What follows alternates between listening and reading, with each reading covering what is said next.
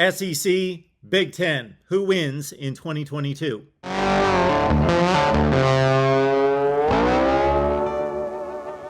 Welcome to the Voice of College Football. We break down the game we all love each and every day with you. Best discussion, debate, and analysis based on your contribution. We thank you so much for liking the videos, subscribing right here at the Voice of College Football, and sharing the videos on social media.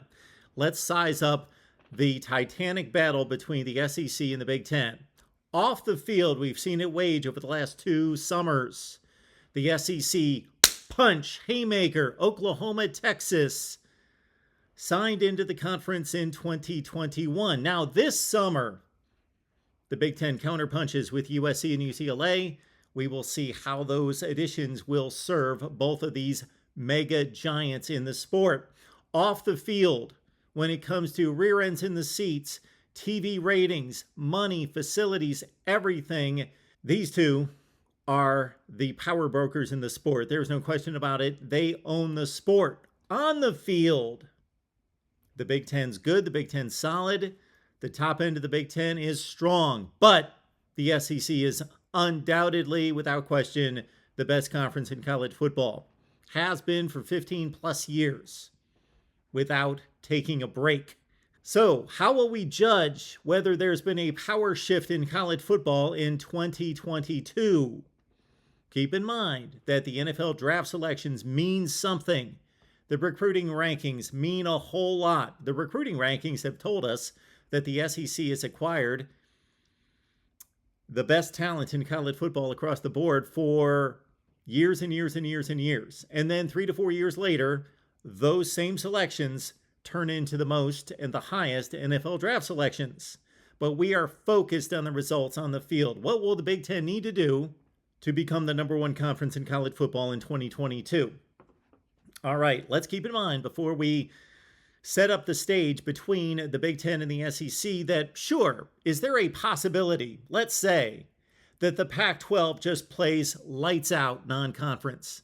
They win all their big games. Oregon beats Georgia. Utah goes to the Swamp and beats Florida. They win all these big non-conference games, USC, Notre Dame, and others. And then their champion marches on to the college football playoff, sweeps 2 games, and wins the national championship. That we would have to say, you know what? Regardless of what we thought going into 2022, regardless of the perception, the Pac-12 proved to be the best conference in college football on the field this year. Most likely that's not going to happen for the Pac-12, the ACC, or the Big 12. Most likely it's not happening for the Big Ten. But for the SEC to be knocked off its #1 perch, the Big Ten looks like the only conference that has a fighting puncher's shot. Let's take a look. First and foremost, we only had 1 game between the 2 conferences regular season in 2021. Auburn went to Happy Valley, took on Penn State, and the Nittany Lions won a very competitive game, very entertaining game. What did that tell us? Not a whole lot. Auburn finished the season at 6-7, Penn State at 7-6. They both turned out to be marginal teams in their conferences, despite some pretty impressive talent on the field. Then we went to the postseason. Kentucky beat Iowa in the Citrus Bowl. What did that tell us? Well, again, not a whole lot. We had some NFL opt-outs on both sides. We also had a very competitive game that went down to the final minute of play. It was just a really good football game between 2 top 15 to 20 teams in the country, and Kentucky won it. Kudos to the SEC, but not a dominant performance. Likewise, Arkansas, Penn State. Not a whole lot could be told there, but Arkansas did win the game for the SEC. On the flip side, Tennessee, Purdue played what was maybe the most entertaining bowl game of the 2021-22 bowl season. Purdue won a controversial game at the end. Credit won for the Big Ten, but again, what does that tell us? Those 2 teams could play 10 times with split results between Tennessee and Purdue. The game that matters, of course, was in the college football playoff. The best team in the Big Ten took on what at that point we knew to be one of the 2 best teams in the SEC, and Georgia smoked, annihilated Michigan. No contest, no question, Georgia so much better. In addition to that, consider that Georgia was just one of the 2 best in the SEC. Alabama beat Georgia. Then, of course, they played a very competitive national championship game that came down to the final 5 minutes of the game. So the SEC had the two best teams in college football, and again, top to bottom, the best conference in college football once again. This is how it's sized up top to bottom in 2021. Very comparable numbers here for the SEC and the Big Ten. The Big Ten at 39 and 13 non-conference, 14 and 10 against the Power 5.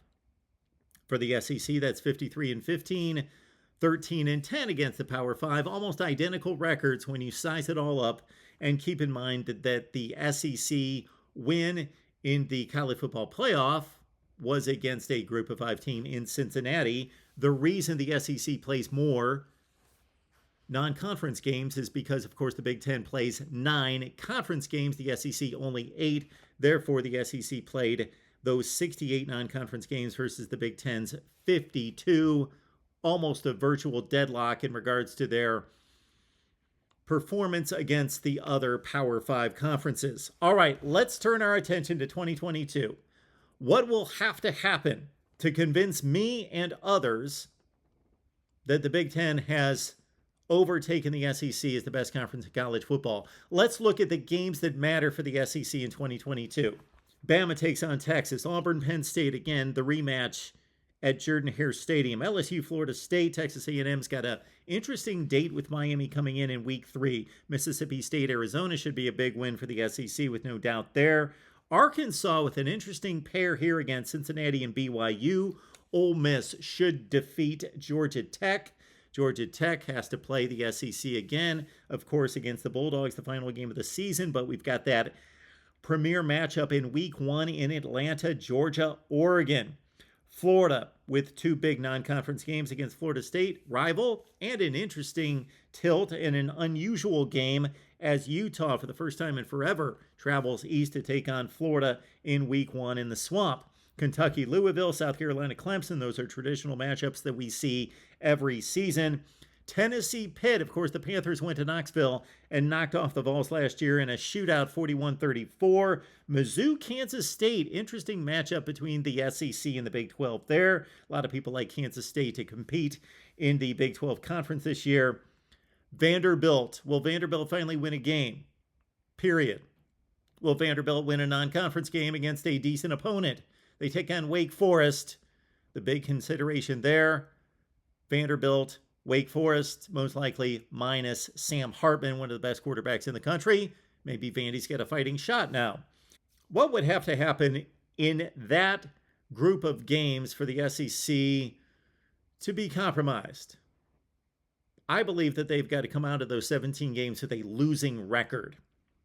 Got to have a losing record. And there's going to be more to it as we unfold this competition between the Big Ten and the SEC. But the SEC's got to drop some games. The critical games, of course, if Bama would go to Texas, let's say, and lose that game. LSU against Florida State. How about the Texas A&M Miami game? I think that's an intriguing one for the SEC. If Miami goes to College Station and wins that game, that puts a hurting on the SEC as well as Georgia, Oregon. What if the Ducks pull off a double-digit upset for the second time in 2 seasons on the road against the top 5 power? That would further diminish the SEC. And again, it's going to take a whole lot for myself and others to believe that the SEC is not the best conference in college football. For those of us that really dig and look at the conference from top to bottom, we will look at those games. What will the nation look at? They'll look at Georgia, Oregon, Bama, Texas. Those will be the games that will have the nation's attention. But we're going to measure it from top to bottom. And again, I really believe for another conference, and most likely that conference would be the Big Ten, to be considered the best conference in college football for 2022, we've got to see the SEC out of these 17 games. We also have an Arkansas pair against Cincinnati and BYU. We've got to see the SEC lose more than they win. Let's say an 8-9 record would then come into play. Okay, the conference isn't dominant this year. Let's look at the schedule for the Big Ten out of conference. Ohio State, Notre Dame. Flat out, Buckeyes have to win that game. If Ohio State loses to Notre Dame, unless, of course, they recover and win a national championship, that's a big blow to the Big Ten reputation. The Big Ten in Wisconsin and Purdue took on Notre Dame twice. In 2021, Purdue played a really good game. Wisconsin did until the fourth quarter, got blown out by the Irish. So a win for the Big Ten against Notre Dame. And then Notre Dame, obviously, going on to have a big season, let's say 10-2, 11-1. That would look good for the Big Ten. So it's not just about winning the games, but it's about having those non-conference opponents then go out and finish with really good records to make the conference look good. Michigan, where are you? You are no help to the Big Ten in this situation. You play no one. All right, Michigan State goes to Washington. Can't lose that game. It's not going to help the Big Ten beating Washington, unless, of course, the Huskies shock all of us and go 10-2. They went 4-8 last year. That won't be a big deal for the Big Ten, but Michigan State can't go to Washington and lose that game. We also have Penn State Auburn, as we talked about. Maryland does not have a Power 5 opponent, but a good American Conference foe in SMU. Rutgers BC, probably a loss for the Big Ten, but if Rutgers wins that game, nice win for the Big Ten right there. Again, these are going to be games that the nation's not going to focus on when trying to compare the conferences, but we do here, the Voice of College Football, because we're measuring the conferences top to bottom. Iowa State, the Hawkeyes have to win that game. Iowa State's probably not going to be that great. Okay, put an asterisk next to Nebraska hosting Oklahoma. Let's say the Sooners have the type season most people expect them to. They're in the preseason top 10 poll. Let's say Oklahoma marches on to a 10-2 season. Maybe they win the Big 12 championship. Maybe they come in second or third. They go to a decent bowl game. Nebraska beating Oklahoma. Not playing close, Nebraska. Winning that game would be huge, enormous for the Big Ten to say, hey, one of our teams just beat one of the best teams in the country. And then if Nebraska turns out to be just a decent 6-6, 7-5 team in the Big Ten, but as a win over Oklahoma, again, feather in the hat of the Big Ten. Minnesota's got to beat Colorado. Purdue's got to beat Syracuse. Northwestern and Duke. What is it with these two? I was going to add up the series totals, but they play almost every year. What is going on with Northwestern and Purdue or Duke? I know that Northwestern and Duke, they're both academic-minded schools. I get it, but do you have to play every season? And Northwestern finally beat Duke. They've lost the last few against Duke as well. Illinois, Virginia. Again, the nation's not going to focus on this game, but we will. Illinois got annihilated at Virginia last year, 42-14.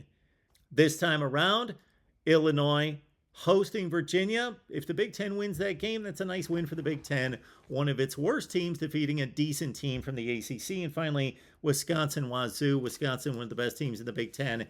Got to hold serve Big Ten. So there's few opportunities for the Big Ten because the Big Ten should win most of these games. But Ohio State, huge matchup against Notre Dame, has to win. And then pulling off maybe an upset or two. Indiana, Cincinnati, there's an opportunity for the Big Ten right there. Penn State going to Auburn, big game for the Big Ten as well. Not necessarily an upset. And then also let's keep into consideration during the non-conference schedule. We did not look at the FCS games or the group of 5 games, except for those huge matchups against the likes of like a Cincinnati. Big Ten, don't blow any games. No embarrassing losses. I'm talking to you, Minnesota Bowling Green. You can't have a loss against the 100th team in the country out of the MAC. No embarrassing losses for the Big Ten. All right. Is that going to seal it for the Big Ten? Those are 13 games there. I believe that the Big Ten, again, with an asterisk next to Ohio State, Notre Dame, that's a must-win. Penn State going to Auburn, taking on the SEC for just the one time in the regular season head-to-head, win that game. And then a nice win for like Indiana, Cincinnati, or Nebraska, especially Nebraska, Oklahoma. 9-4 for the Big Ten minimum. Got to get it done there. All right. All that is nice, and it means a lot. And it measures the conference top to bottom. But what really matters here? Let's get to postseason play. The Big Ten and the SEC will match up 3 times in bowl games. They have a contract to play, of course, in the Music City Bowl. That was the Purdue-Tennessee matchup in 21.